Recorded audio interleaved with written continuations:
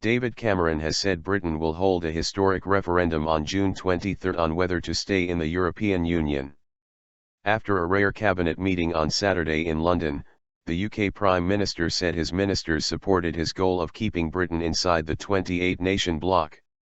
He said Britain would be safer and stronger inside a reformed EU. Cameron praised a deal that Britain reached on Friday night in Brussels with other EU nations and told the British people the decision about their nation's fate is now in their hands.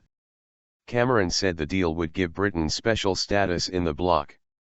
Britain is already the EU's most semi-detached member, having opted out of joining the euro single currency, the Schengen zone of passport-free travel and many areas of police and judicial cooperation.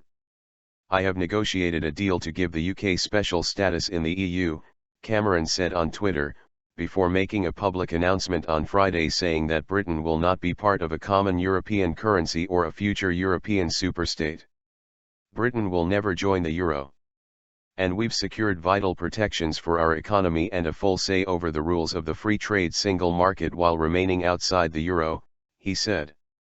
Cameron also said there will be tough new restrictions on access to its welfare system for EU refugees and migrants. He noted that Britain has secured an emergency brake which, once activated, can be applied for 7 years to restrict access to British in-work benefits. Late-night deal. After all-night negotiations in Brussels followed by a day of private meetings to try to narrow remaining differences, Cameron announced the deal late into the night on Friday.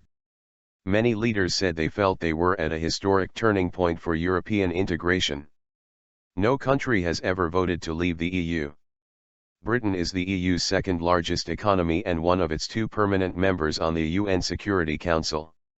Its exit would have ended the vision of the EU as the natural home for European democracies and reverse the continent's post-World War II march towards ever closer union.